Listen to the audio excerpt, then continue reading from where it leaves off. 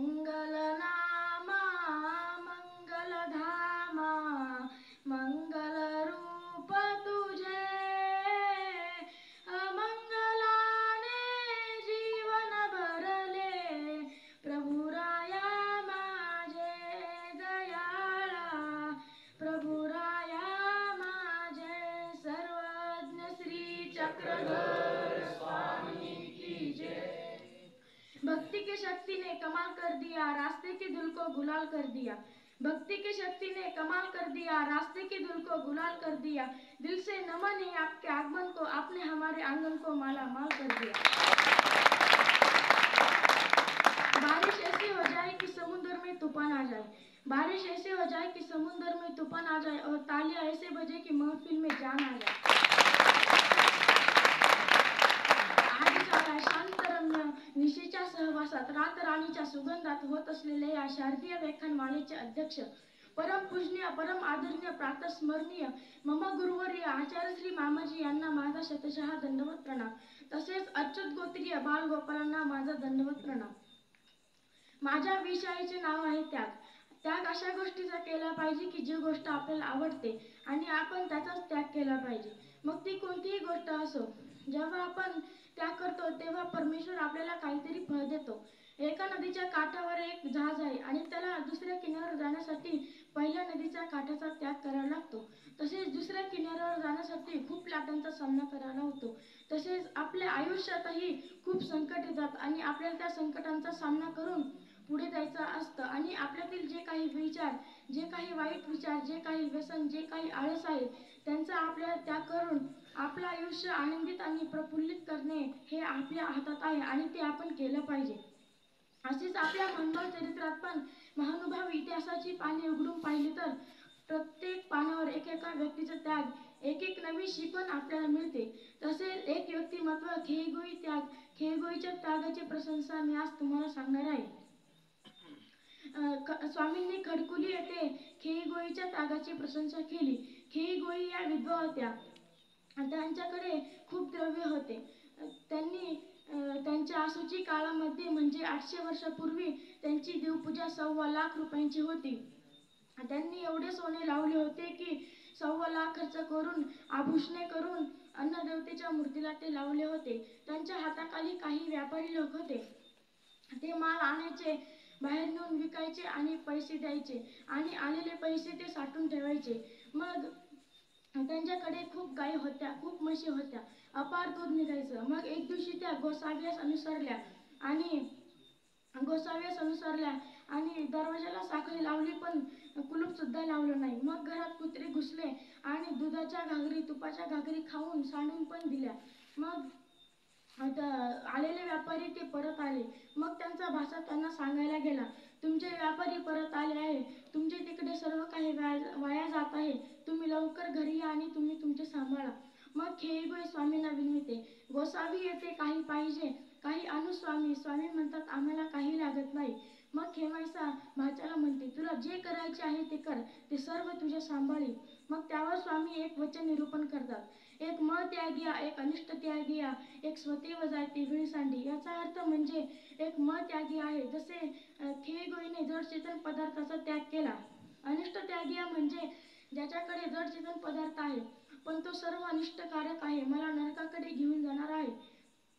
आणि स्वतेव जाय म्हणजे धनद्रव्य कोणीतरी हिरावून घेतलं ते निघून गेलं ते सोडून परमेश्वराकडे निघून आलं असे पण काही लोक असतात तर त्यांना तामस त्याग असे म्हणतात। असे त्यागाचे 3 प्रकार पडतात। मग सर्वज्ञ म्हणतले त्यागी वैसा खेळगोईचा। मग कोणातरी प्रसंगावर स्वामी म्हणतात त्याग करावा तो खेळगोईसारखा त्यांच्या त्यागाला मोड नाही। या चरित्रावरून मला एक गोष्ट सांगावीशी वाटते। एक मुलगा 24 वर्षाचा होता त्याचे आई वडील लहानपणीच मरण पावले। तो एका दुकानावर काम करायचा आणि त्या दुकानावरून आलेले पैसे त्याच्यावरून तो उदरनिर्वाह करायचा आणि दररोज जेवणासाठी 4 चपात्या घेऊन यायचा। मग एक दिवशी तो स्वयंपाक करतो आणि हात धुवायला जातो त्याच्यातून एक चपाती गायब होते। दुसऱ्या दिवशी पण एक चपाती गायब होते।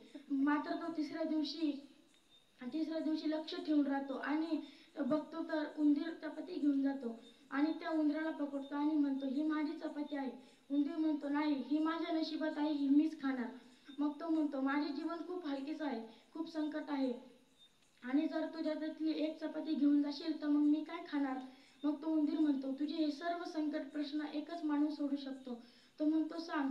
मग उंदीर म्हणतो, तपस्वी ऋषी, तू तपस्वी ऋषींकडे जा आणि तुझे प्रश्न सांग, तुझे ते सर्व प्रश्न सोडून देतील. मग तो लगेच प्रवासाला निघतो. प्रवास खूप लांबचा असतो. मग अंधार होतो आणि त्याला एक हवेली दिसते. त्या हवेलीच्या मालकिनीकडे जातो आणि मालकिनीला म्हणतो, एवढी रात्र मी तुमच्याकडे राहू शकतो का. मग ती मालकीण म्हणते, बाळा, तू कुठे चाललास. मग तो म्हणतो, मी तपस्वी ऋषींकडे चाललो. मग ती मालकीण म्हणते, माझ्या एका प्रश्नाचं उत्तर घेऊन येशील का.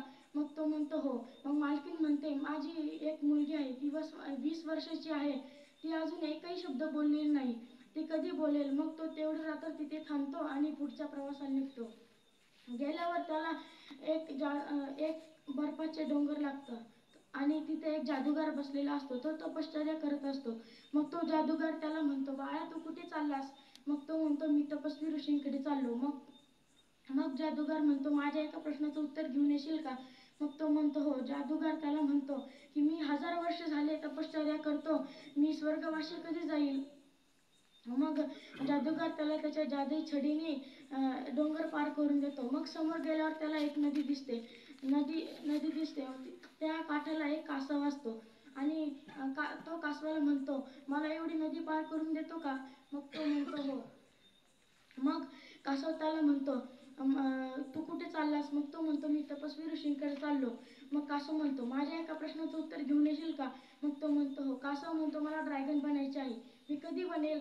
मग कासव त्याला नदी पार करून देतो आणि तो तपस्वी ऋषींच्या आश्रमात पोहोचतो. आश्रमात गेल्यावर तो हातपाय धुतो आणि लगेच प्रवचन चालू होते. प्रवचनात तपस्वी ऋषी सांगतात, प्रत्येकाने 3च प्रश्न विचारायचे. मग मुलगा मालकिनीचा प्रश्न विचारतो. एक मालकीण आहे, तिची मुलगी 20 वर्षाची आहे, ती अजून एकही शब्द बोललेली नाही, ती कधी बोलेल.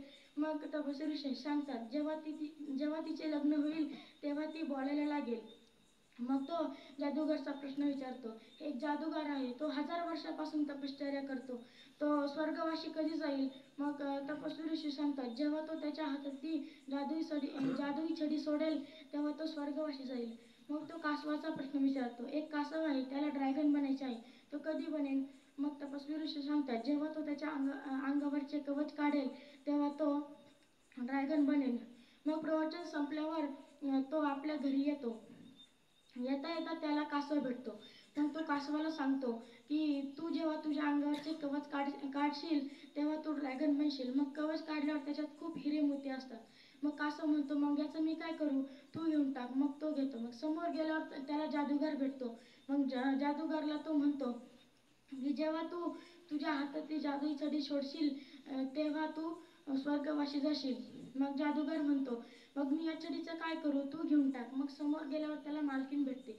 मग तो मालकिणीला म्हणतो, जेव्हा तुमच्या मुलीचे लग्न होईल तेव्हा ती बोलायला लागेल. मग ती मालकीण म्हणते, तुझ्यासारखा एवढा मोठा नवरदेव इथं उभा आहे ना, मग दुसरा मुलगा कोणता शोधायचा. मग लगेच बघण्याचा कार्यक्रम होतो आणि लगेच लग्न होतं. लग्न झाल्यावर ती मुलगी त्याला पहिला प्रश्न विचारते की तुम्ही तेच ना की त्या दिवशी तुम्ही इथे मुक्कामी आलात. तो म्हणतो, हो. बघा, त्याच्याकडे हिरे मोती आले म्हणजे पैसे आले, त्याने त्या 3 प्रश्नाचा त्याग केला, म्हणून लग्न झालं आणि जादुई छडी भेटली. देवाच्या कृपेने किंवा थोर मोठ्याच्या आशीर्वादाने असं काही करून दाखवा की जगही ओळखेन तुम्हाला. एवढे बोलून मी माझे 2 शब्द संपवतो. जाता जाता एवढंच सांगतो, ना हार पाहिजे ना जीत पाहिजे, ना हार पाहिजे ना जीत पाहिजे, आयुष्यात परमेश्वर जिंकण्यासाठी मामाजींसारख्या गुरूंची साथ पाहिजे.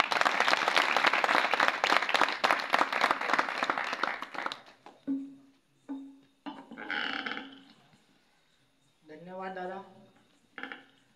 खी गोई त्यागू प्रशंसा.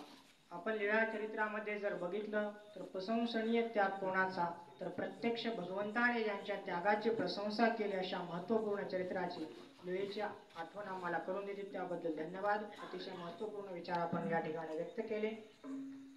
तर सर्वांना एक तत्पूर्वी सूचना आहे. आज या